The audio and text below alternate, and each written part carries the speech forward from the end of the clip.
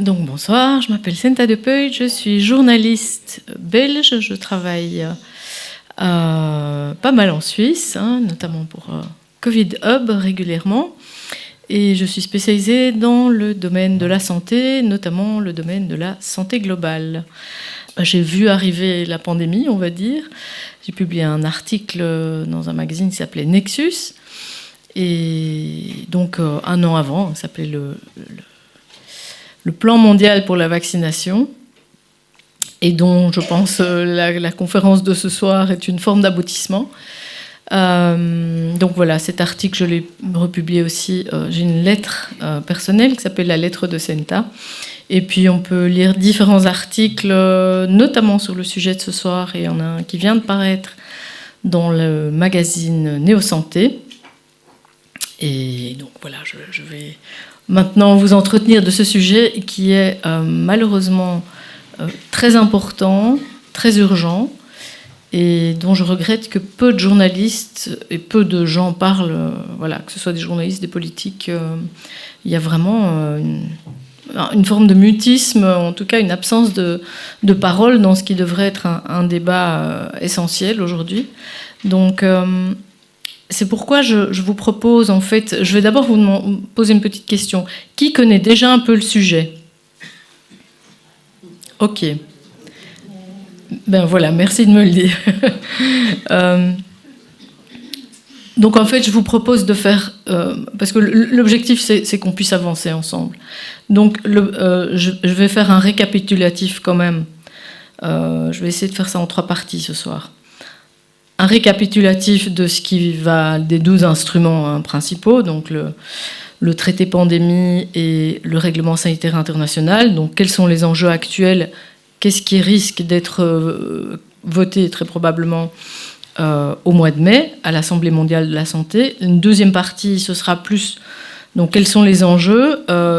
Quelle est, je dirais, l'évolution des négociations en ce moment, vers où on pense que ça peut aller ? Et comment ça a déjà évolué depuis 2-3 ans. Et je voudrais qu'on prenne plus de temps pour qu'on discute ensemble. Moi, je vais vous parler de quelles sont les formes de résistance, je veux dire, les différents types d'arguments ou de choses qui sont déjà en cours pour rejeter, pour lutter contre cette mainmise, on va dire, sur la santé mondiale, et pas que sur la santé. Et puis peut-être avoir vraiment un temps pour les questions-réponses et échanger des idées, parce que je pense que c'est pour ça qu'on est là aussi. Donc de toute façon, j'ai sinon un PowerPoint, donc peut-être qu'à certains moments je vais sortir 2-3 papiers pour faire une citation, mais on a décidé de ne pas faire de PowerPoint. Par contre, on va republier, donc j'ai des présentations, il y a plus de références, des liens, etc. Vous pourrez retrouver pas mal de points spécifiques. Et je vais aussi publier prochainement, dans la semaine qui vient, sur ma propre lettre, toute une série d'argumentaires, d'outils, enfin vraiment une espèce de vadémécum de différents outils pour pouvoir aborder ce sujet ensemble. Donc voilà, l'idée ce soir, c'est de discuter des enjeux démocratiques qui sont liés au transfert des compétences à l'OMS, via la signature soit d'un traité sur les pandémies, soit la modification, la révision du règlement sanitaire international. Donc ce sont 2 instruments qui seront soumis au vote à la 77e Assemblée mondiale de la santé, fin mai, et qui sont différents. Donc le règlement sanitaire international, c'est un instrument qui existe déjà depuis 2005, tandis que le traité, c'est quelque chose sur lequel il faut se mettre d'accord, et on va dire qu'il faut assembler de toutes parts. Pour moi, 5 enjeux qui sont vraiment importants à retenir par rapport à ces 2 instruments, au niveau d'une forme de perte de souveraineté, de démocratie. C'est premièrement le fait qu'il y ait un transfert de souveraineté vers des organisations internationales, l'ONU plus spécifiquement. Et c'est discuté, mais c'est manifeste, mais donc ils essayent de le cacher. La deuxième forme de perte de souveraineté, je dirais, c'est le fait d'instaurer des obligations différents types d'obligations, des obligations vaccinales par exemple, ou la possibilité en tout cas d'en faire, la surveillance des données de santé, là, une forme d'obligation de transmettre différents types de données de santé, l'introduction d'instruments de contrôle comme par exemple les passeports numériques. Donc ça, ce sont les obligations. Les obligations pour certains États de financer des gros programmes, de constituer des stocks de médicaments, des stocks de vaccins, etc. Donc il y a toute une forme de business, je dirais presque de racket, qui est en jeu. Le troisième problème, je dirais, c'est ce qu'on appelle le concept, la notion une seule santé. C'est-à-dire que en fait, l'idée de la santé va quelque part sous prétexte que la santé concerne tous les domaines de l'existence ou pratiquement de la vie sur Terre. Sous la notion d'une seule santé, il s'agit en fait de s'occuper du climat, de l'élevage, des transports, de l'éducation, du comportement des gens, du contrôle des informations, enfin à peu près tout ce qui se passe sur la Terre pourrait théoriquement rentrer sous le vocable une seule santé et donc permettre une mainmise sur, je dirais, toutes les activités humaines. Le quatrième problème, c'est la constitution de monopoles. Donc, que ce sont des monopoles, par exemple, de l'industrie pharmaceutique, notamment quand on voit, via à la fois la participation des soi-disant ONG comme la Fondation Gates, l'Alliance Gavi pour la vaccination, mais aussi il y a tout le monopole maintenant autour de la récolte et du traitement des données de santé, des données tout court. Donc ça va être toute la santé numérique, où on voit qu'en fait il y a certaines personnes qui se positionnent vraiment à tous les échelons, que ce soit la détection des maladies, les recommandations, la production, la vente, tous les cercles sont couverts. Donc c'est vraiment des formes d'abus de pouvoir ou de position dominante. Et le cinquième problème, c'est vraiment l'instauration d'une forme de surveillance mondiale, je dirais une dictature par la technocratie, exercée par des partenariats publics-privés. Donc voilà, avec à la fois les agences supranationales, toutes les agences onusiennes, les différents organismes de contrôle, etc., les organismes normatifs, et puis les apports des banques et de tous les partenaires privés aujourd'hui, du forum de Davos, etc. Comme on pense de nouveau à Gates ou à la Fondation Rockefeller, par exemple. Mais ça va beaucoup plus loin que ça. Et avec notamment, principalement, l'instrument principal de contrôle qui sera ce fameux portefeuille numérique, dont l'objectif c'est d'allier une identité numérique, une identité numérique qui devrait se faire pour nous au niveau européen. Bon, évidemment, il y aura, je suppose, quelque chose en Suisse aussi. Et puis, j'imagine à terme peut-être mondial, sur laquelle on va greffer les données de santé, le passeport sanitaire et évidemment tout ce qui est monétaire, CBDC, toutes les données administratives, toutes les données officielles d'une personne, mais ça peut aller beaucoup plus loin avec le développement de toute une série de services. Donc voilà, ça ce sont, je dirais, les enjeux principaux qui sont finalement liés à ce qui va se jouer là au mois de mai. Avec bien entendu la pandémie, il est clair que tout ça était déjà dans les cartons, notamment par exemple le pass sanitaire, les plans, la vaccination, toutes les étapes de la vie, etc. On retrouve ça déjà par exemple au niveau européen. On retrouve ça en décembre 2018 avec les recommandations du Conseil de l'Europe pour les plans de la vaccination. Donc, je veux dire, c'était dans les cartons, c'est comme ça qu'on a pu l'anticiper, mais il fallait l'événement qui allait pouvoir, on va dire, permettre de créer l'état d'urgence qui lui-même entraîne tout ce phénomène aujourd'hui d'accélération. Alors, l'accélération, c'est aussi, il y a des nouvelles notions.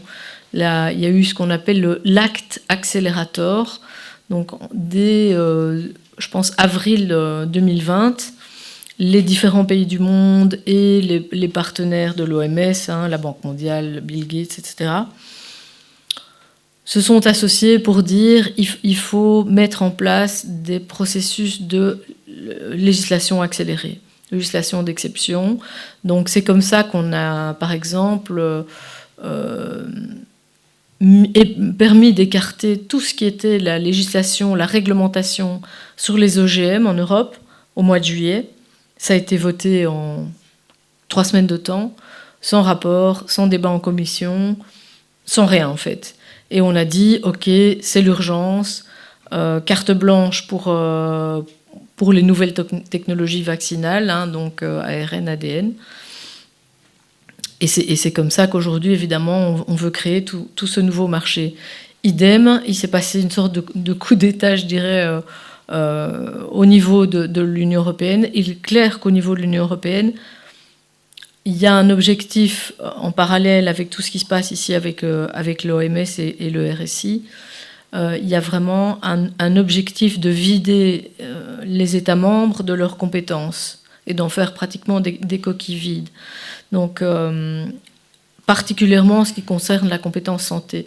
Donc, normalement, la compétence santé appartient aux États membres. La seule exception, c'est l'article 168 du traité du fonctionnement de l'Union européenne, qui parle des menaces transfrontalières, des menaces sanitaires transfrontalières. Donc c'est là-dedans qu'on a pu engouffrer tout le programme, le fait que ce soit l'Union européenne, entre guillemets, qui négocie tout ce qui était le programme vaccination, mesures sanitaires, etc.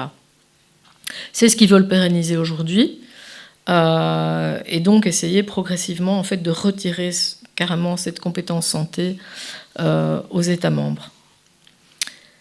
Alors, donc, au départ, on a compté un peu sur le phénomène de panique des États membres et de la population générale. Et les premières propositions de voter un traité pandémie ont été faites en novembre 2021 à Paris par le directeur de l'OMS, Tedros, et Charles Michel. Charles Michel, c'est le président du Conseil européen. C'est un Belge. Il a été Premier ministre en Belgique. Avant d'être Premier ministre, il était bourgmestre d'une petite ville dans laquelle j'ai habité, qui s'appelle Wavre, et dans laquelle se trouve la plus grande unité de production de vaccins de la planète. Donc, moi, le jour où il est arrivé à l'Europe, j'ai compris que Pharma allait suivre et que la vaccination allait devenir une priorité au niveau européen. Donc, c'est à ce moment-là qu'ils ont lancé cette idée de mieux lutter tous ensemble, évidemment, contre un plus jamais ça, contre les pandémies. Et les plans ont été évidemment très vite faits, les appels auxquels tout le monde s'est rallié. L'idée étant, en mai 2022, donc à la 75e Assemblée de la Santé à Genève, de dire voilà, il nous faut 2 ans, dans 2 ans, on doit avoir un traité pandémie. Plus la révision du règlement sanitaire international qui avait déjà été lancé en 2018.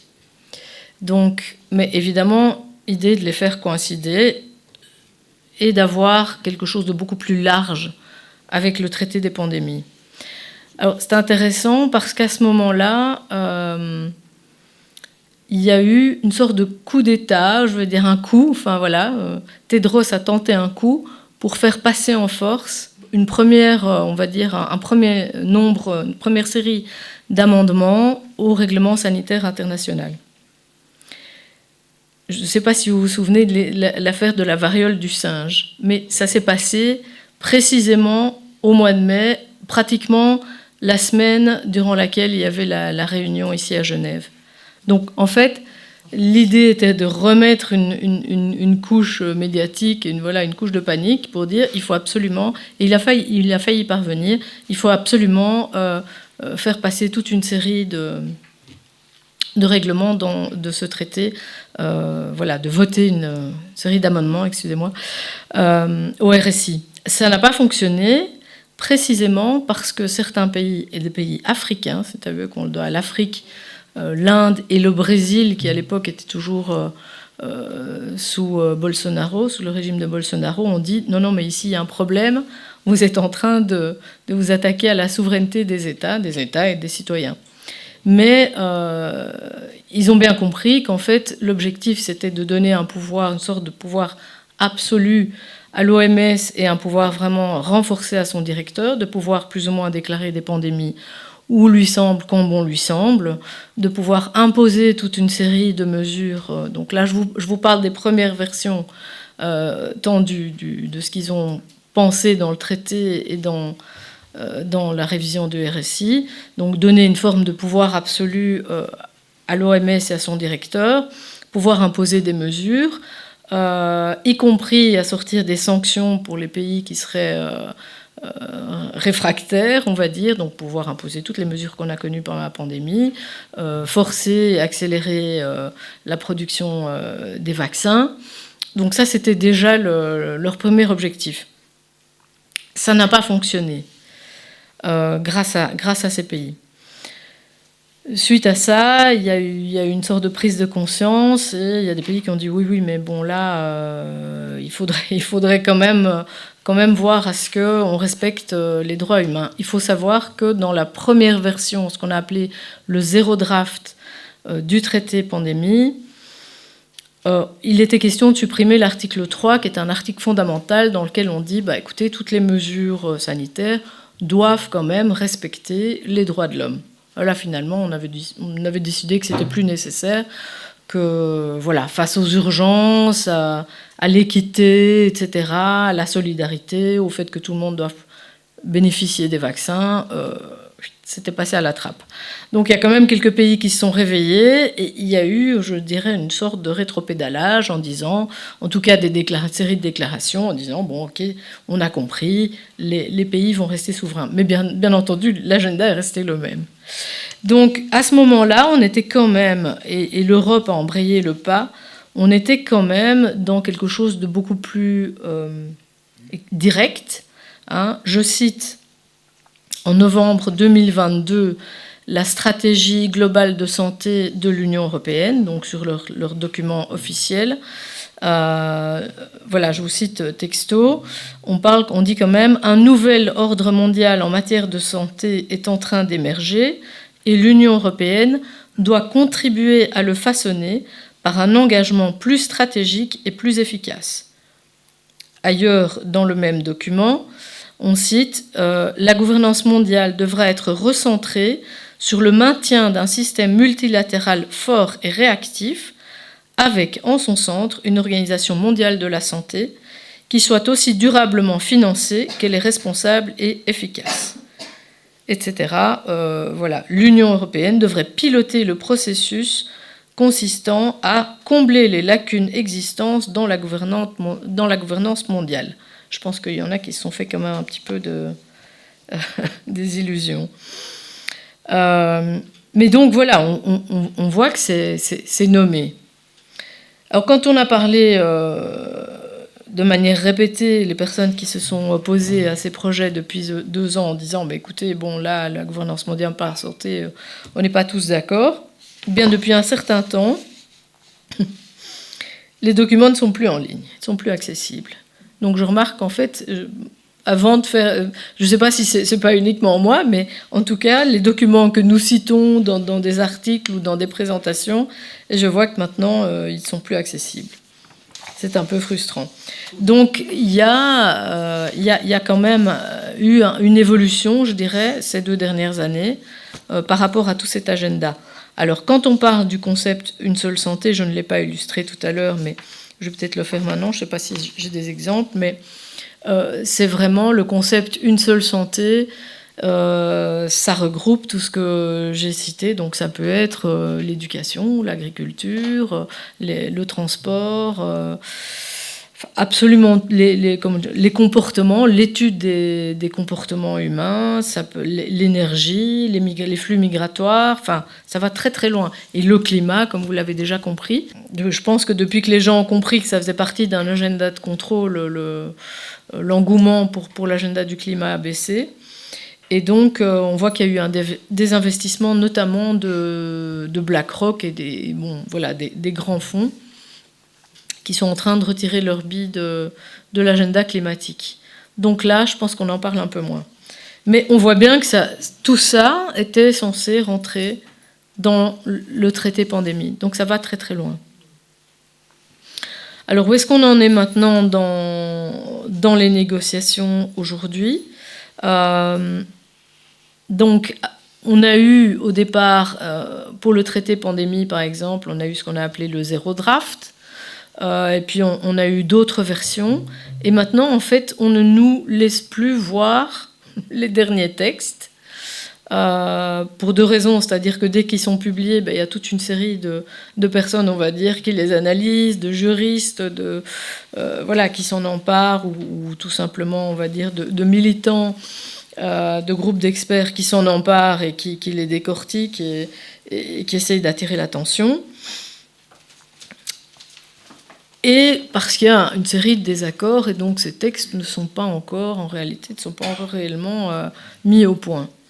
Alors, par rapport à l'adoption des deux instruments, en principe, pour qu'il y ait une adoption du traité, il faut que les pays, c'est ce qu'on appelle un processus opt-in, c'est-à-dire que ça doit être voté par 2/3 des représentants à l'Assemblée mondiale de la santé, donc 2/3 des membres doivent voter pour le traité, et après ça doit être ratifié dans les différents parlements nationaux. À partir du 40e pays signataire va pouvoir lancer la mise en application du traité. Donc, dès qu'il y aura un 40e pays qui va signer, les traités vont être d'application. Pour en sortir, il faudra 3 ans. C'est-à-dire que la première année, on n'aura pas le droit d'en sortir.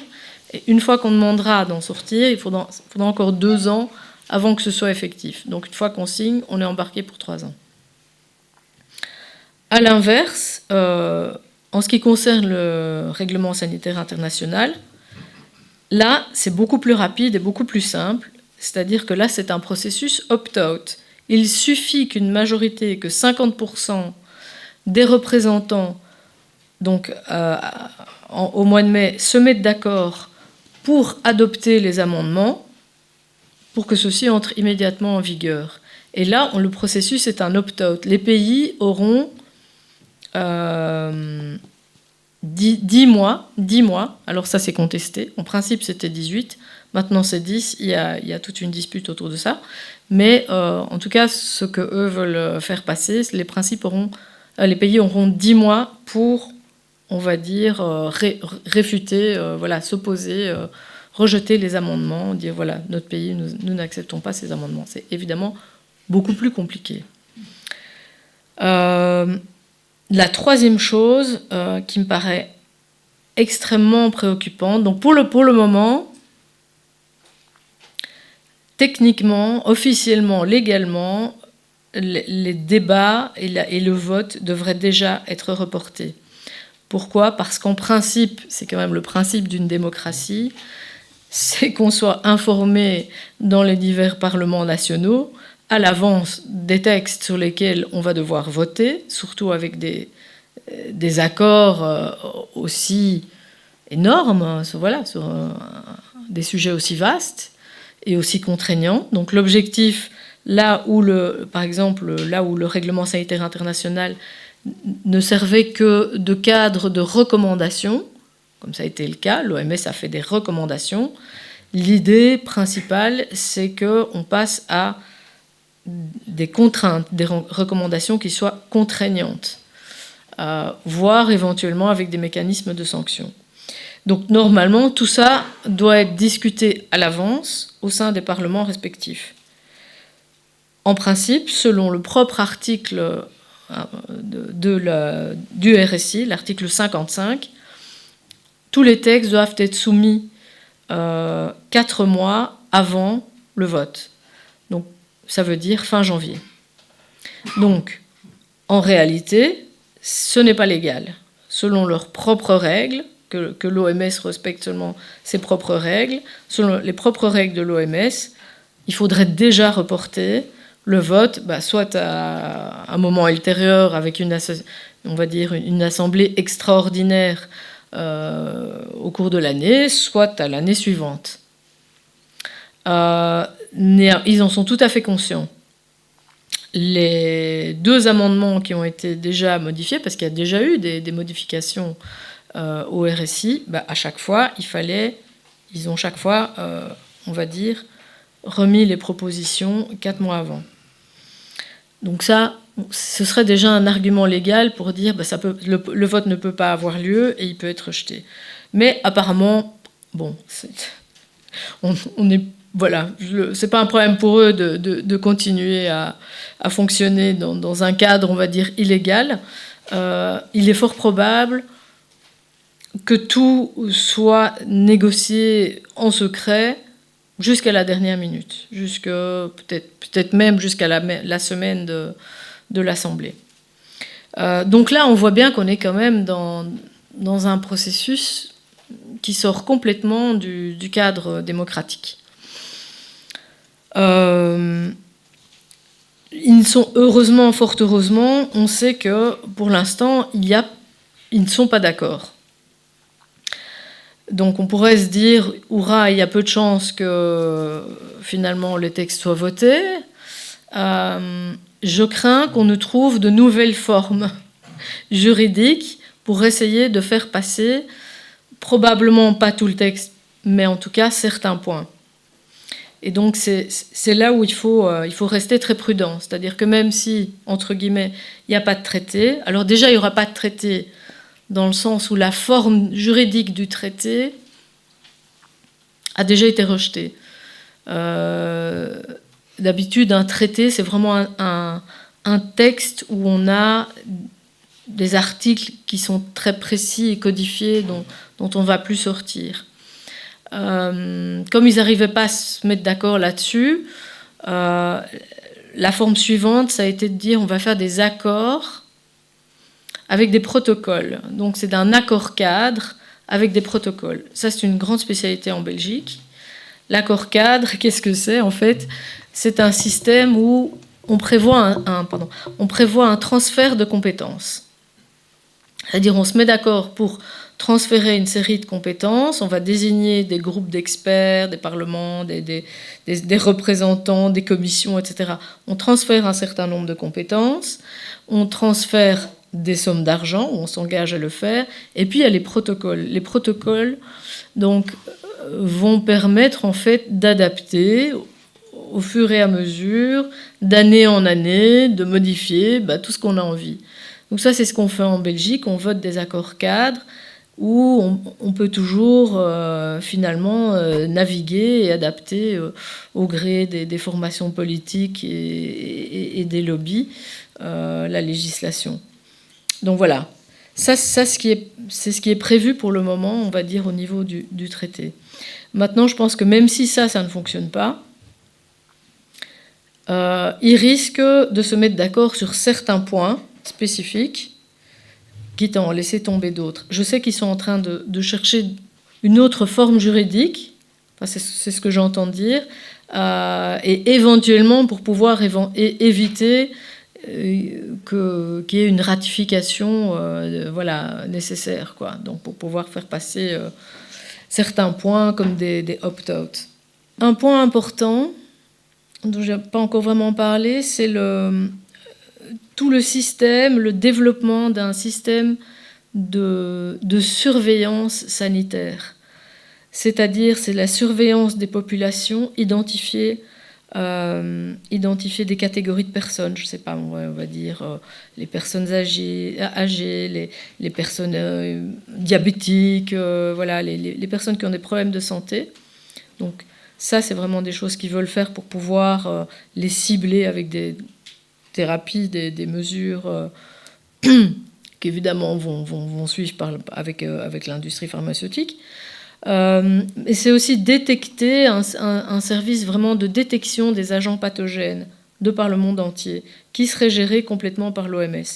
Donc on peut imaginer, par exemple, de systématiser dans tous les aéroports, comme on l'a fait, on l'a introduit dans certains aéroports pendant la pandémie, je sais que ça existe actuellement, des services où on analyse les eaux usées des différents avions, par exemple, en provenance de telle et telle destination, pour pouvoir, à tout moment, je dirais, détecter toute une série de nouveaux agents pathogènes, les nouveaux virus.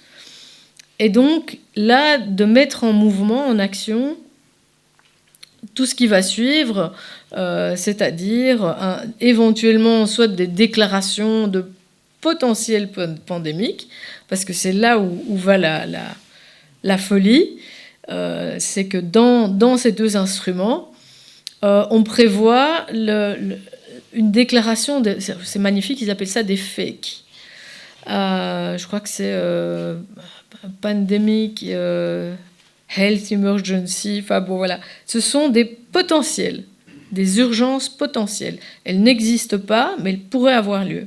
Et donc ça permet finalement d'avoir un régime, va dire sanitaire, de gouvernance sanitaire, qui va s'appliquer non pas uniquement pendant les pandémies, on va se dire ok, si jamais il y a une pandémie qui arrive, non, c'est pour les préparer, et puis finalement c'est même entre deux, et puis c'est avec des potentiels. Donc c'est tout le temps en fait, c'est un régime d'exception permanent.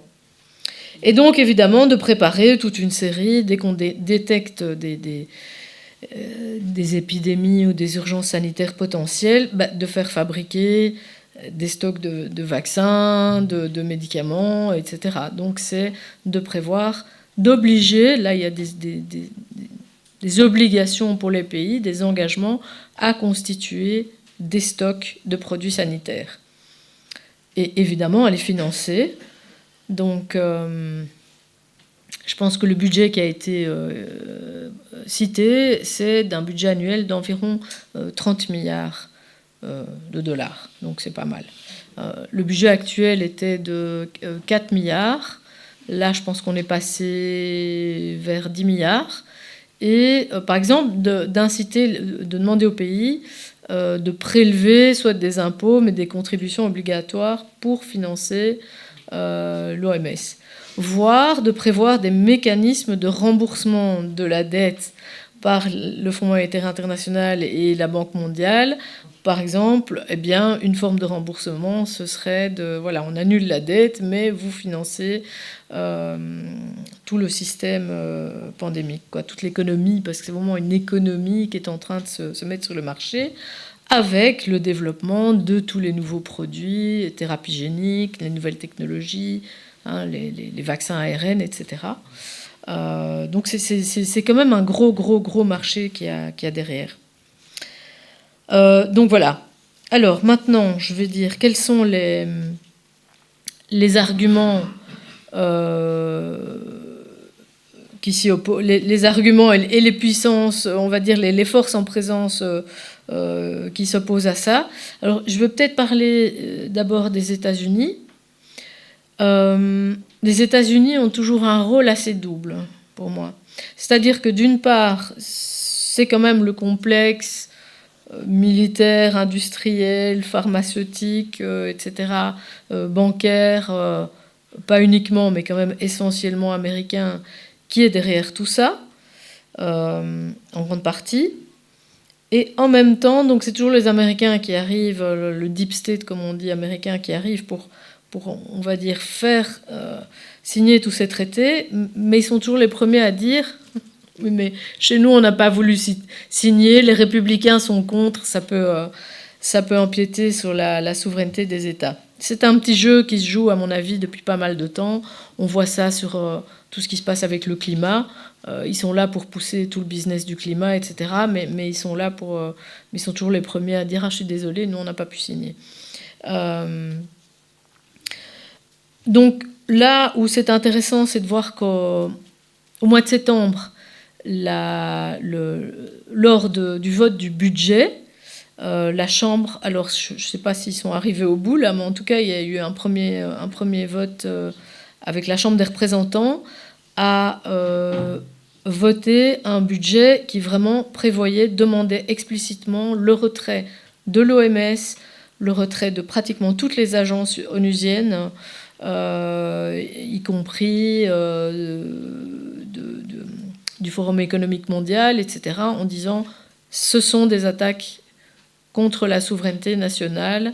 Il faut sortir de là. Trump l'avait déjà dit lors de son mandat. Il avait proposé de se retirer de l'OMS. Ça n'a pas été suivi, mais il l'a dit. Il a évidemment, puisque maintenant on est en campagne, il a évidemment répété, tout en tout en faisant bien comprendre qu'il considérait toujours que c'était une atteinte à la souveraineté nationale.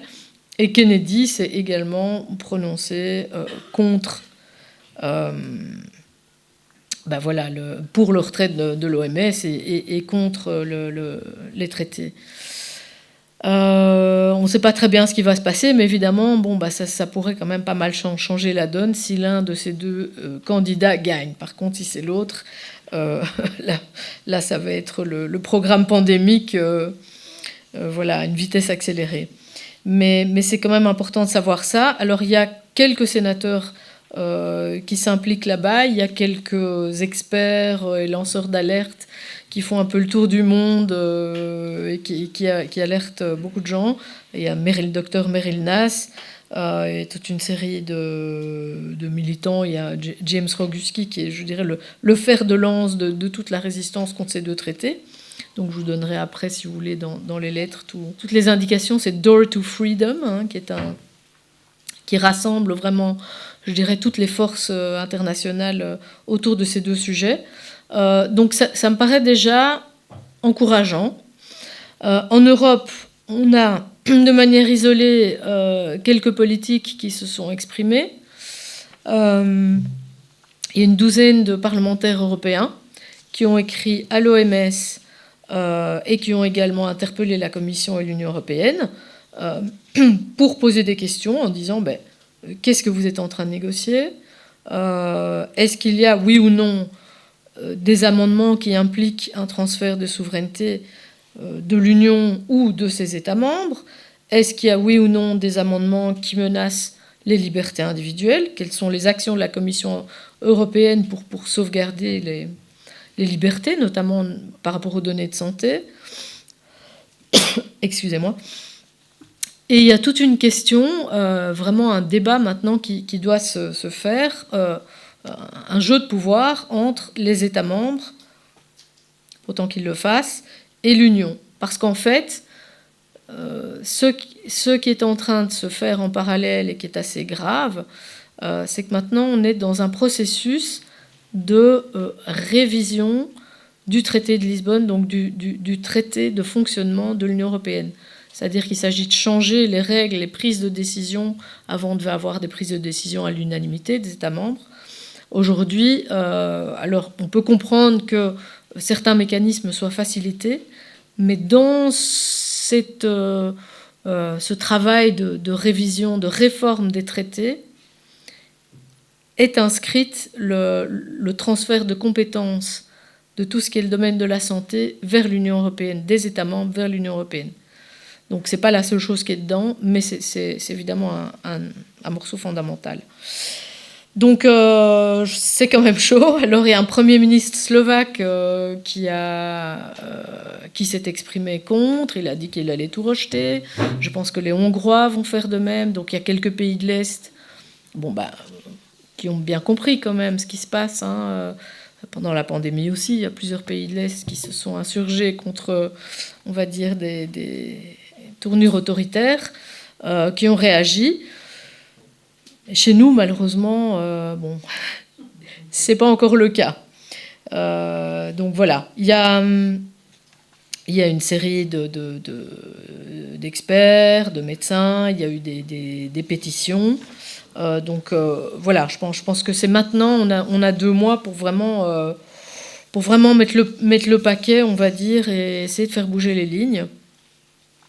Donc ici, je vous cite le projet de révision des traités européens adopté par le Parlement 22 novembre 2024. Donc ça, c'est quelque chose 2023. Ça, c'est quelque chose qui doit se faire vers la fin de l'année. Les députés européens demandent plus de pouvoir sur les questions relatives à l'environnement, la biodiversité, mais aussi les compétences exclusives sur les menaces transfrontalières, la santé et les droits sexuels. J'en profite parce que c'est également un domaine qui est visé par l'OMS, hein, vous savez, avec tous les standards pour l'éducation à la sexualité en Europe, mais je vois que c'est exactement la même chose en Suisse, hein, tout ce qui est aussi l'identité de genre, etc. Donc ça, c'est une compétence qui n'est pas vraiment dans les traités, en tout cas, on ne met pas l'accent dedans dans les traités, mais il est évident qu'une fois qu'ils auront, entre guillemets, la compétence, bon, bah, ils vont mettre le doigt dessus, ça va être renforcé. Alors, excusez-moi, voilà, une autre chose. Je voudrais vous parler d'un développement récent qui s'est passé en Belgique et qui me paraît assez grave. Donc en Belgique, comme partout ailleurs en Europe, on a eu le pass sanitaire. Et ça, c'est ce que je dirais, c'est un exemple de ce que j'appellerais la gouvernance agile. Aujourd'hui, vous voyez que le Forum économique mondial vous parle sans cesse de la gouvernance agile. La gouvernance agile, c'est un nouveau mode de gouvernance agile. Gouvernance agile.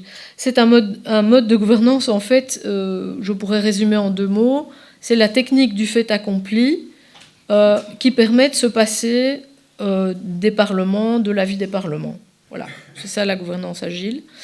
Et donc, c'est la gouvernance avec la technocratie, avec les gouvernements d'experts, la gouvernance par l'urgence, voilà, par on va dire, en prenant les accords techniques, les transferts de compétences, voilà, c'est comme ça que ça fonctionne. Et donc, je vais prendre l'exemple spécifique du pass sanitaire, parce que je pense que même si on arrive à faire échouer, enfin je ne dis pas que nous on va y arriver, mais même si les traités, le traité pandémie et le RSI n'aboutissent pas au mois de mai, je pense qu'ils sont susceptibles de se mettre d'accord sur le pass sanitaire international, ou le certificat numérique international, qui est évidemment le nerf de la guerre et de l'agenda de contrôle. En Belgique, on était soumis au certificat européen, hein, qui a expiré fin juin 2023. Pourquoi ? Ce certificat avait été pris pour des motifs d'urgence, donc il devait forcément être temporaire, et il avait une date d'expiration. En principe, il ne devait pas être prolongé. Il se fait que 1er juillet 2023, Stella Kyriakides, donc la commissaire à la santé européenne, a signé un accord, alors c'est assez extraordinaire, un accord technique. Voilà, c'est un accord technique avec Tedros, donc le directeur de l'OMS, pour dire qu'en fait, l'Union européenne était d'accord de transférer ses technologies et son système à l'OMS. Et en réalité, l'OMS avait déjà pris les devants, parce qu'on sait qu'au mois de février 2023, de leur propre chef, sans le moindre mandat d'un État membre, sans le moindre vote, signature, décision, l'OMS a de sa propre initiative signé des contrats avec Deutsche Telekom, enfin avec T-Systems, qui est la filiale de Deutsche Telekom, et qui a organisé toute la plateforme numérique pour les certificats européens en Europe. Enfin voilà, pour toute l'Europe. Et qui avait le système le plus performant, donc à la fois pour tout ce qui était le tracking et tracing, pour les certificats Covid, et qui ont développé en Allemagne déjà tout un portefeuille de services additionnels. Donc par exemple, on a aujourd'hui Déjà, il fonctionne. Alors pour le moment, c'est encore plus ou moins volontaire, mais on peut y mettre, on va dire, tout le dossier santé, tout le dossier de vaccination. On peut y mettre les dossiers d'assurance. Et petit à petit, il y a toute une série. Donc, ils ont appelé ça, texto, ils ont appelé ça le couteau suisse du certificat numérique, voilà, du passeport numérique. Et l'objectif, on sait bien que ça va être, puisqu'il y a la volonté d'avoir une identité européenne numérique, donc que chaque Européen ait une sorte de carte d'identité numérique avec toutes ces données, les données biométriques. On va vraiment, c'est prévu d'y adjoindre les données sanitaires. Et évidemment, c'est bien que les données financières, bancaires, avec l'introduction des monnaies de contrôle, parce qu'on ne peut pas dire que ce soit vraiment des monnaies digitales, elles existent déjà. Hein, on a déjà des cartes bancaires digitales. Donc, c'est des monnaies de contrôle. Que tout ça soit sur la même carte. Avec ça c'est dans un premier temps. Je sais qu'ils sont en train de travailler maintenant, Atos, les grands groupes, etc., à lancer toute une série de services numériques qui vont pouvoir se greffer là-dessus. Donc on va pouvoir avoir le permis de conduire, les diplômes, enfin voilà, c'est infini, voire à mon avis jusqu'au bons et dans les supermarchés, et dans les points bonus, etc. Donc on va avoir des systèmes. Aux États-Unis, on a un système d'assurance qui s'appelle Vitality, qui tient compte du comportement des assurés. Donc si les assurés qui ont une montre connectée font assez d'heures de sport, qui mangent bien, qui ne dépensent pas trop de carbone, qui font leur check-up de santé, etc., eh ben, ils ont des bons points. C'est un peu comme le permis à points en France, voilà. Sauf que là, on n'a pas des bons points avec des mauvais. Mais bon, voilà, ils peuvent avoir des bons points et payer moins pour leur prime d'assurance santé. Et dans le cas contraire, ils payent plus cher. Donc voilà. Ça, pour l'instant, ce n'est pas encore possible en Europe, parce que c'est contraire, on va dire, aux lois européennes. Mais rien ne nous dit que tout ça n'est pas susceptible de changer. Donc on en est déjà là. Alors en Belgique, qu'est-ce qui s'est passé ? Récemment, en février, le 8 février, il y a eu, en 2024, il y a eu un accord de coopération entre... Alors la Belgique, c'est très morcelé, c'est un peu comme la Suisse, hein, donc voilà, il y a le fédéral, là, le régional, etc., hein, les communautés, les régions. Enfin, tout le monde s'est mis d'accord pour dire on va prolonger la validité des données de santé et la conservation, parce que normalement, ils avaient promis de jeter, hein, de se débarrasser, d'effacer toutes les données, mais ça n'était pas passé. Ils ne l'avaient pas fait, ils les ont quand même gardées. Donc, on va prolonger les données du pass sanitaire et on va aussi le rendre valable pour de futures utilisations. Donc, ça, c'est la première chose, avec effet rétroactif. Donc, ça entre en vigueur au 1er juillet 2023. Et la deuxième chose qui est vraiment inquiétante, c'est qu'ils se sont tous mis d'accord pour dire, maintenant, nous allons transférer les clés d'authentification, les clés de vérification du système à l'OMS.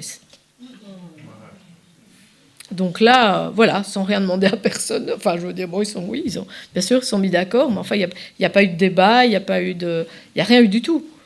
Donc là, je pense que c'est vraiment le nerf de la guerre, et on risque de voir ça dans tous les autres parlements. Je pense qu'on est juste les avant-coureurs, quoi. Donc là, ça me paraît vraiment très, très préoccupant.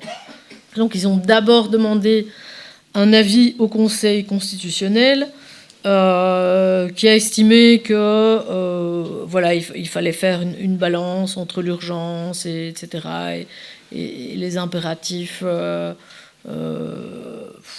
divers, de solidarité, d'accès, oui, c'est ça. Donc c'est pour pouvoir garantir la libre circulation des citoyens, bien entendu, puisque ça passe par le contrôle. J'ai trouvé ça assez remarquable. J'ai pas eu le temps encore de vraiment décortiquer tout le document parce qu'il est assez volumineux. Mais en filigrane, j'ai réussi à trouver qu'en fait, étant donné, enfin, le raisonnement est quand même fort, hein, étant donné que certains pays pourraient réintroduire des obligations vaccinales et des contrôles de vaccination, et là, ils ont quand même réussi à citer la Chine. La Chine et le Brésil. Bon, le Brésil de Lula, alors. Eh bien, du coup, évidemment, il fallait permettre aux Européens de pouvoir éventuellement voyager dans ces pays. Destination bien connue dont tout le monde rêve. Et donc, je trouve ça quand même assez incroyable. Mais donc, on en est là. On en est là, et je suspecte que ça va être vraiment l'enjeu crucial, même si tout le reste, entre guillemets, échoue. Je pense que c'est là, sur ce point-là, sur le point du portefeuille numérique ou du pass sanitaire, enfin voilà, cet outil numérique central, là, ils vont pas lâcher, je pense qu'ils vont tous tomber d'accord. Et la deuxième chose, évidemment, ce sera le contrôle de l'information. Donc, c'est toutes les politiques de censure. Il y a beaucoup de... en ce moment, hein, vous savez qu'à Davos, on a dit qu'en 2024, la nouvelle menace maintenant, c'est la désinformation, les fausses informations. Donc il y a la désinformation, et il y a aussi les attaques, les cyberattaques. Et donc ça, c'est la première menace qui pèse sur la planète.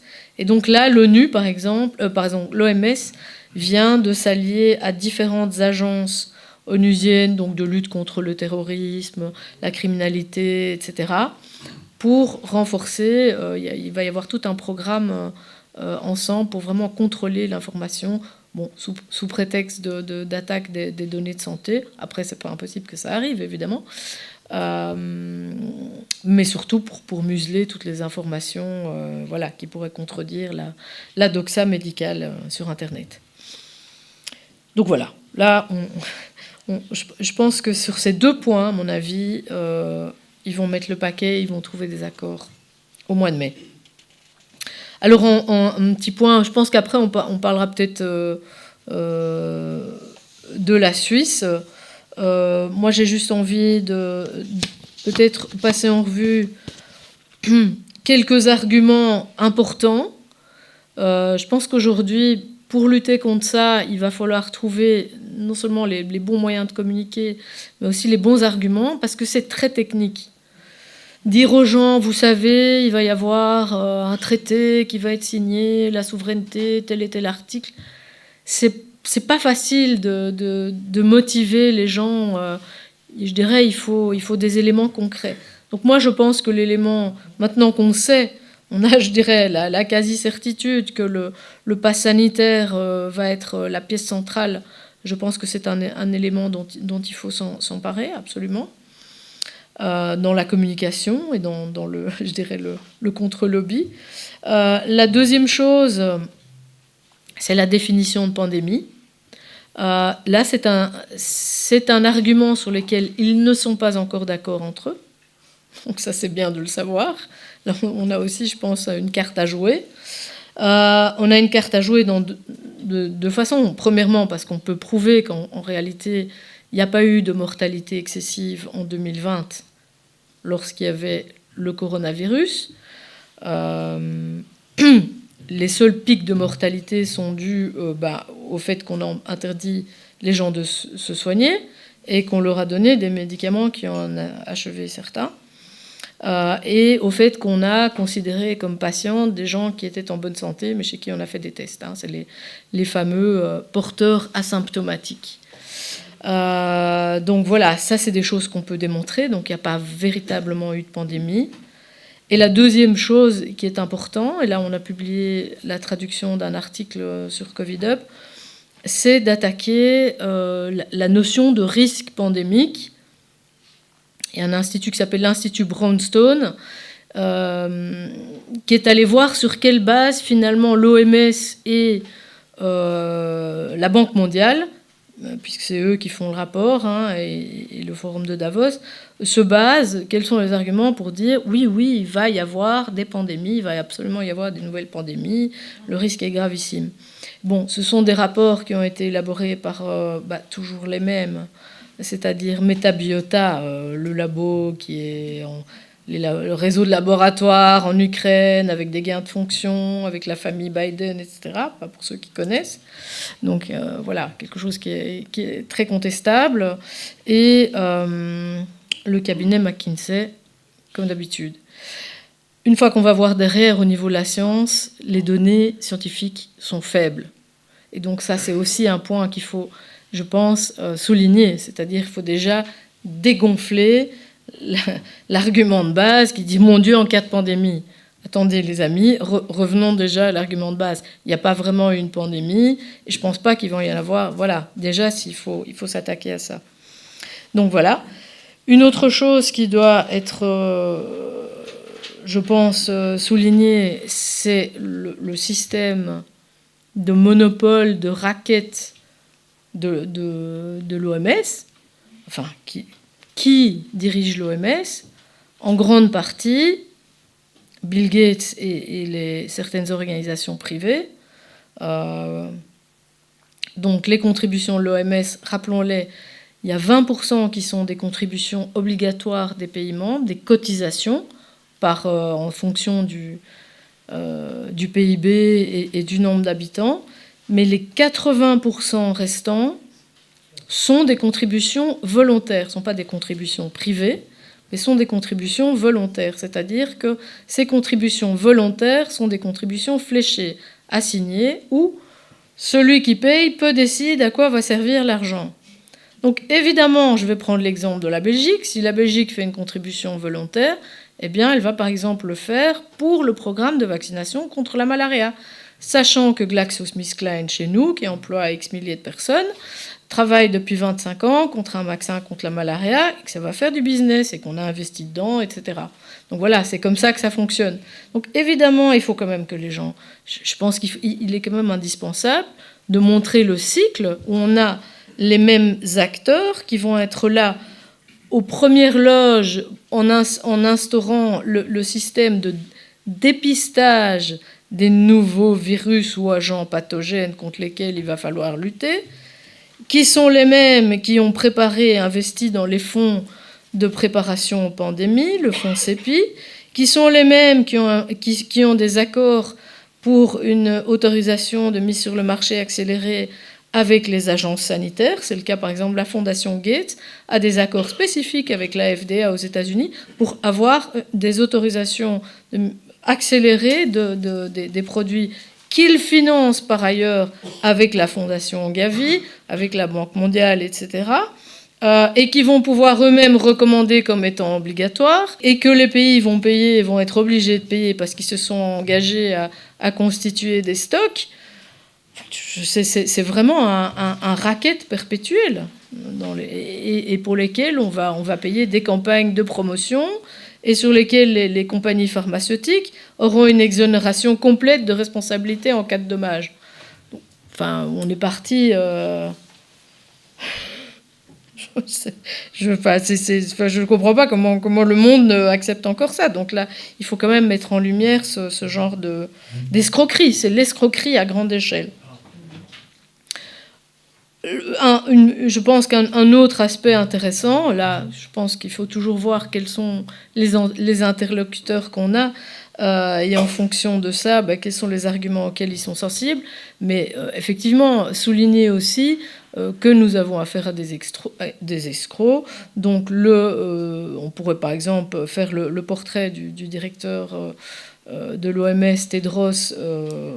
J'ai fait un très long article qui a commencé sa carrière comme terroriste, qui a été accusé à La Haye absolument de génocide, de crimes contre l'humanité, qui a dissimulé plusieurs pandémies dans son pays, qui a été accusé de génocide par des ethnies concurrentes de la sienne, voilà, qui a qui a volé je ne sais plus combien de fonds quand il était directeur du Fonds pour le SIDA, des fonds d'aide pour le SIDA. Hein, donc voilà, on vante ses bénéfices, on vante ses miracles et ses actions pour la santé. Donc il aurait soi-disant ouvert 4000 centres de santé en Éthiopie. La réalité, c'est que dans 80% des cas, il n'y a rien, il n'y a pas d'eau, il n'y a pas de médicaments, il n'y a pas de table, il n'y a même pas de table d'accouchement. Enfin, c'est juste de l'arnaque. Donc voilà, il y a un très gros dossier sur ce monsieur. Et il y a un dossier encore bien plus grand, évidemment, sur M. Gates, qui, lui, comme je l'ai déjà dit, se retrouve partout. Il se retrouve aussi... c'est lui qui va tirer le bénéfice de récolter toutes les données santé. Par exemple, le Health Data Hub, donc toutes les données de santé françaises et d'autres pays européens, eh bien, vont être confiées à Microsoft. C'est Microsoft qui va faire la gestion des données européennes. Enfin, c'est énorme quand on connaît le RGPD. Normalement, le règlement européen oblige les États membres à trouver des partenaires européens, à garder les données chez nous. Également, un gros dossier dans lequel il est impliqué, c'est celui... ce sont tous les dossiers de chantage. Donc aujourd'hui, on sait que beaucoup de ces acteurs sont impliqués, par exemple, avec des escrocs comme l'affaire Epstein. Donc on a vu Bill Gates travaille en fait avec Epstein et la CIA depuis la fin des années 90. On a des photos où on les retrouve avec Ehud Barak, qui était à l'époque le directeur du Mossad, puis qui est devenu, comme vous le savez, ministre de la Défense, Premier ministre d'Israël, et qui tire probablement encore les ficelles derrière Netanyahou. Et de l'autre côté, on avait Léon Black, qui était le patron d'Apollo Management, qui est le fonds d'investissement de la CIA, enfin le fonds opérationnel de la CIA. Donc tous ces gens, évidemment, travaillent... à ce qu'on appelle les dossiers de chantage, les dossiers de contrôle. L'un faisant, grâce à l'informatique, tout ce qu'on appelle les backdoors, les accès cachés aux données de tout le monde, et puis l'autre en filmant toutes les personnes importantes dans des partouzes avec des enfants, avec des caméras. Et donc voilà, ces deux-là rapportaient eux-mêmes à Robert Maxwell et compagnie qui dirigent toute la presse. Donc on voit bien qu'il y a là un réseau criminel qui, quand même, aujourd'hui, est de plus en plus exposé. On peut penser à Jamie Dimon, qui est le président de... Aidez-moi, la banque JP Morgan, etc. Donc il y a beaucoup de gens. En 2010, Bill Gates et Jeffrey Epstein se présentent au Parlement européen à Strasbourg pour tout apprendre des données de santé. Donc je veux dire, je pense qu'il y a quand même des dossiers qui devraient sortir aujourd'hui et dont on espère qu'on va pouvoir un peu exposer l'aspect criminel vraiment des personnes qui sont à la manœuvre, quoi. Il ne s'agit pas uniquement d'escroqueries, ce n'est pas des petites escroqueries, c'est vraiment un réseau de chantage. Donc voilà, ça ce sont quelques-unes des...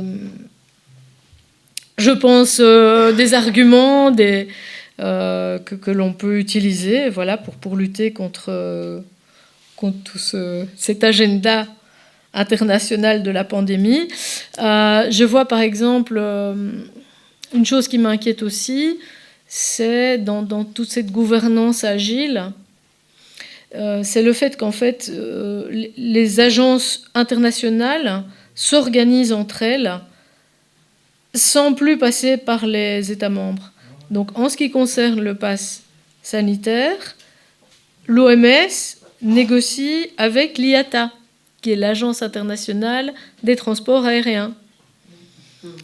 Et donc, en fait, on peut très bien avoir un cas de figure où un pays va dire « oui, mais non, nous, c'est contre notre population n'est pas d'accord, c'est contraire aux droits de la constitutionnelle, etc., d'imposer ce genre de choses.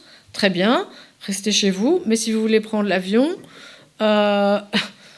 l'IATA va imposer des normes peut-être, voilà, pour toutes ces raisons techniques.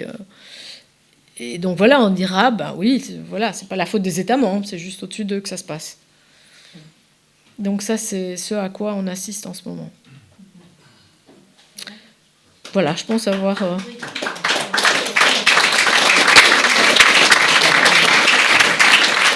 Oui, face à ce TGV, quelles sont les forces en présence? Parce qu'en fait, dans le système international, il y a ce qu'on appelle la société civile, qui est en contre-pouvoir, donc les ONG, dans le domaine des droits humains, dans le domaine de l'écologie, de l'agroécologie, des migrations, du travail, il y a les syndicats. Mais là, dans la santé, dans la médecine, il y a curieusement, c'est le vide absolu. Il n'y a pas de grandes ONG comme Greenpeace ou autres qui contestent la médecine, qui demandent une médecine plus naturelle, qui s'opposent à tout ça. Est-ce que dans les 2 mois qui restent, on arrive à constituer une force crédible?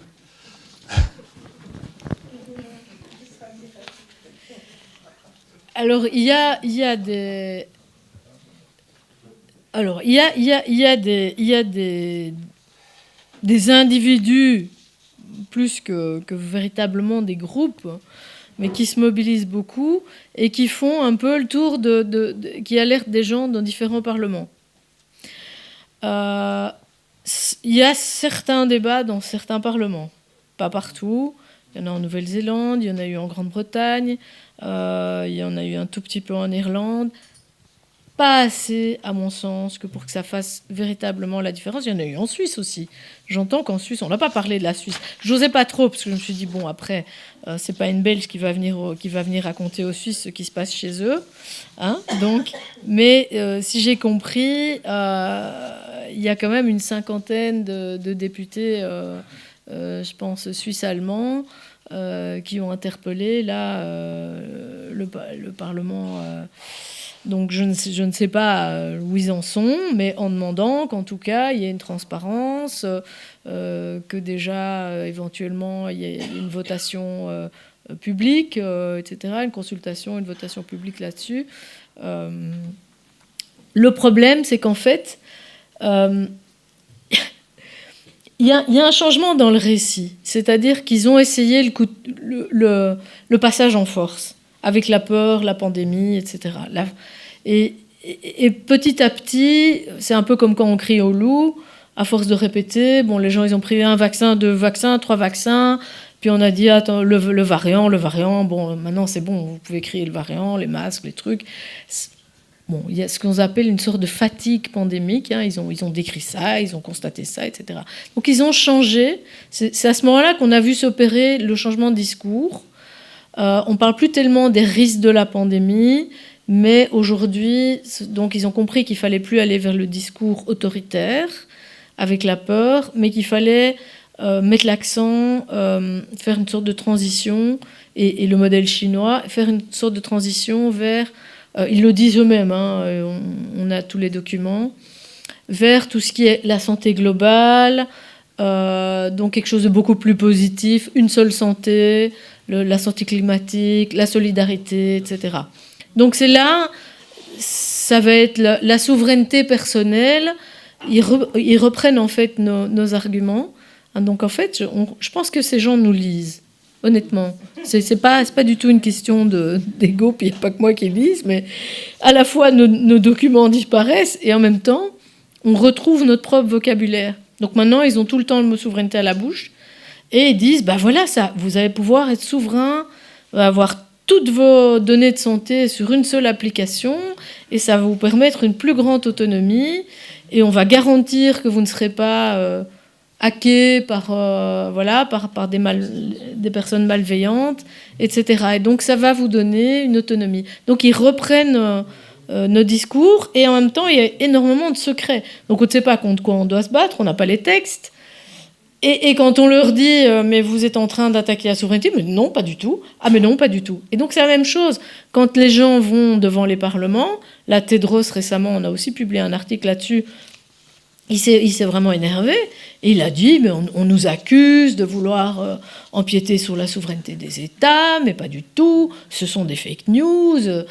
Il a incité les parlements à dire que c'était faux, qu'il fallait convaincre les différents les représentants qui négociaient les traités devaient convaincre leur parlement que c'était archi faux.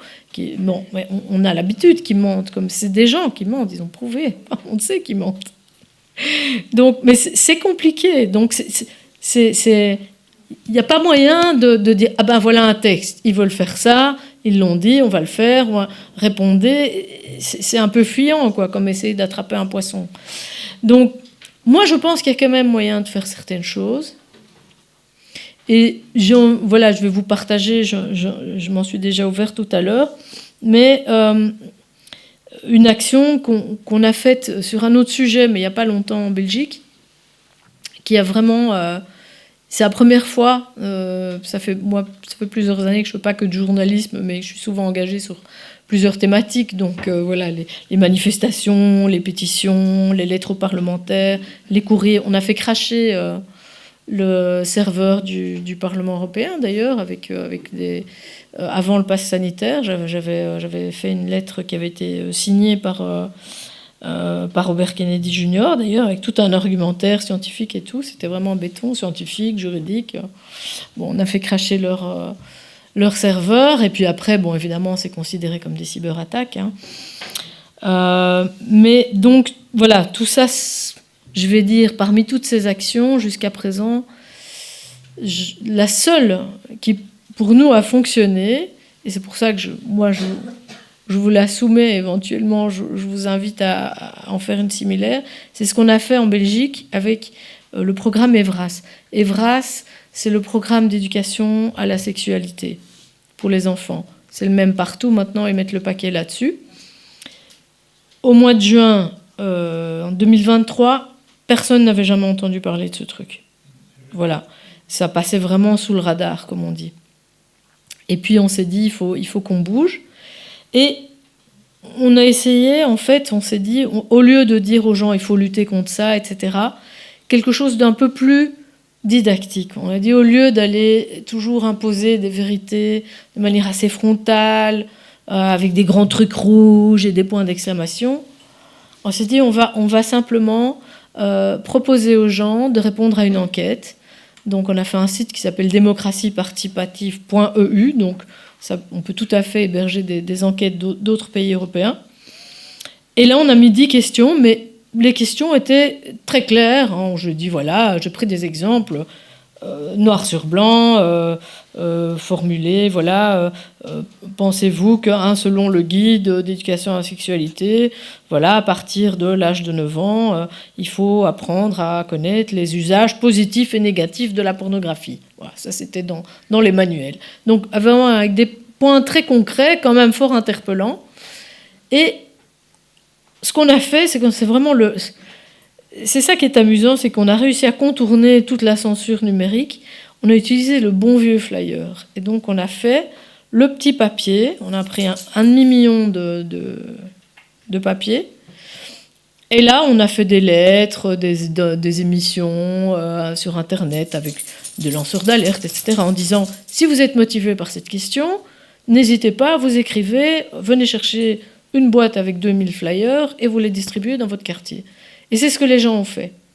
Et donc, on a distribué 1 demi-million de flyers en 2 mois de temps. Et là, on a touché toutes les couches de la population. Et pas, sinon, le problème, c'est qu'on est toujours dans le même cercle qui est surinformé et le reste de la population qui n'a aucune idée parce que, voilà, ils regardent la télé, ils n'ont pas Internet. Et voilà. Et chacun reste, en fait, dans différentes bulles.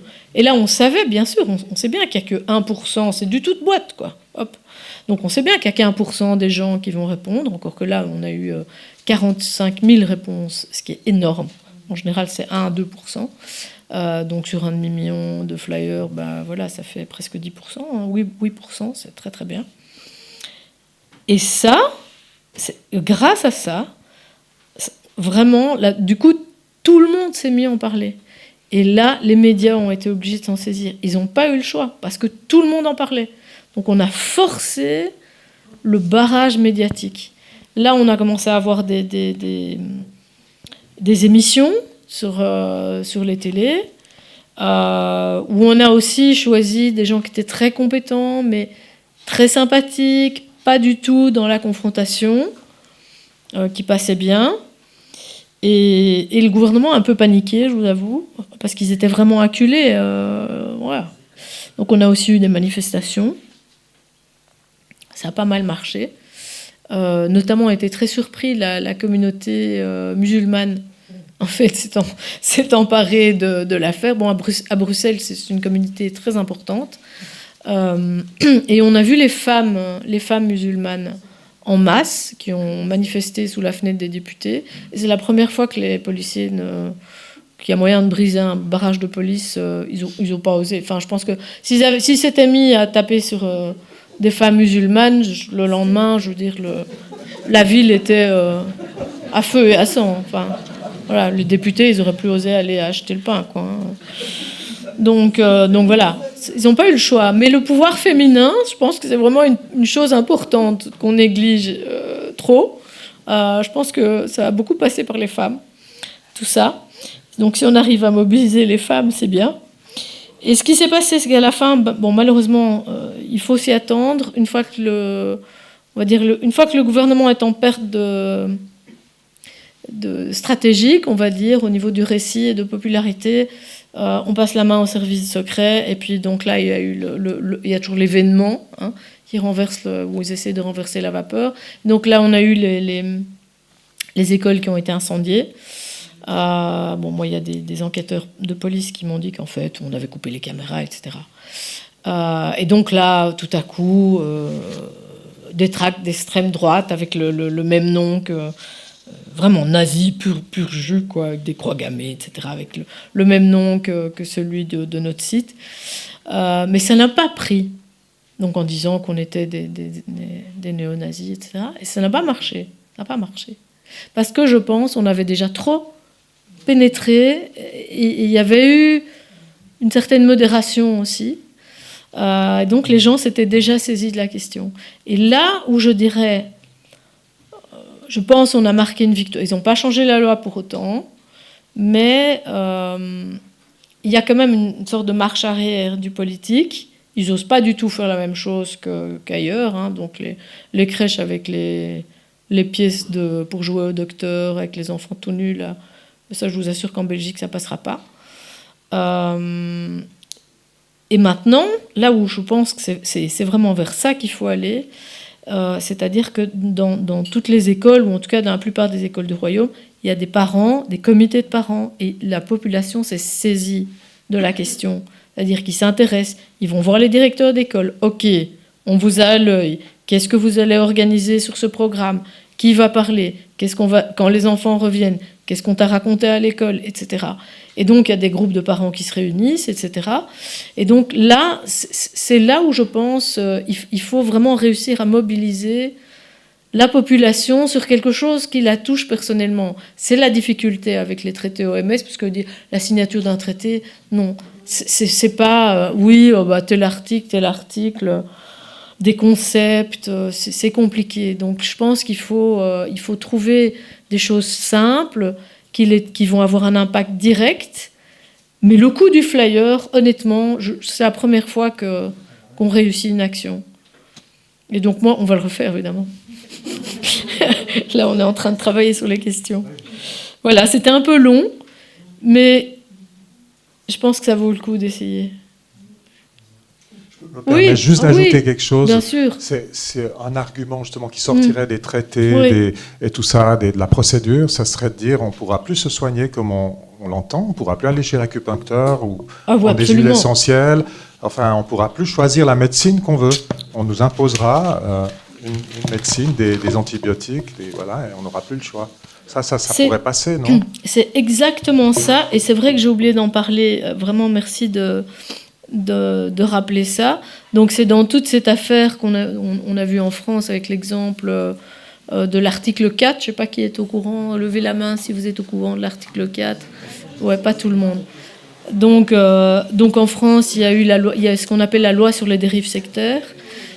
et dans laquelle il y a un article où ils ont spécifié que toutes les personnes qui pourraient s'opposer ou déconseiller des traitements recommandés par l'État, hein, par exemple des vaccins, c'est sous-entendu des vaccins, eh bien, seraient susceptibles d'avoir 1 an d'emprisonnement et 15 000 € d'amende. Inversement, toutes les personnes qui recommanderaient des traitements qui ne sont pas conseillés par l'État, voilà, là c'est tout ce qui est la santé naturelle, voilà, je sais pas, l'homéopathie, la naturopathie, le jeûne, la nutrition, c'est la même chose. Et si jamais la personne meurt, c'est x3, 3 ans et 45 000 €. Le problème, c'est que cette loi qui est digne de l'Union soviétique, elle a d'abord été rejetée une première fois, ils l'ont reproposée une seconde fois, le Sénat s'est prononcé contre, je sais plus, je crois que c'est le Conseil constitutionnel s'est prononcé contre, ou le Conseil d'État. Enfin, tout le monde s'est prononcé contre, au vote, le Parlement, l'Assemblée a voté contre. Donc on s'est dit, ça y est, pour une fois, la bataille, victoire. Et au moment où ils sont rentrés chez eux, il y a eu une sorte de putsch. Il y a la bande à Macron qui a refait surface. Ils ont vite gribouillé une nouvelle version de la loi. Et là, ils ont revoté le truc. Vraiment, c'est ce qu'on appelle un coup, quoi. Enfin, le soir, voilà. Mais à l'OMS, ils ont fait le même genre de truc. L'an dernier ou l'année d'avant, je ne sais plus. Il y a eu déjà 2 amendements qu'ils ont adoptés pour la révision du règlement sanitaire international. Un amendement pour raccourcir le délai de mise en application du traité, et un autre pour diminuer le temps pendant lequel on a le délai pendant lequel on a le droit de rejeter le traité. Et manifestement, personne ne s'en est aperçu. Donc voilà, ça a été adopté. Pratiquement aucun pays ne s'en est aperçu. 1 ou 2, quand même, l'ont fait et l'ont rejeté. Et en fait, maintenant, il y a des députés de certains parlements qui disent « Mais quand est-ce que ces amendements ont été mis au vote ?» En fait, on ne voit pas. Donc, ils reviennent sur les enregistrements des sessions en disant « Mais ça n'a même pas été proposé et soumis au vote de manière claire. » Donc, vous voyez un peu le truc, genre ah oui, finalement, pendant la pause café, article 3, machin, paragraphe 2, truc, ça va, vous êtes d'accord? Oui, c'est bon, c'est adopté, voilà. C'est comme ça que ça se passe. Donc ça, c'est la gouvernance agile. Oui.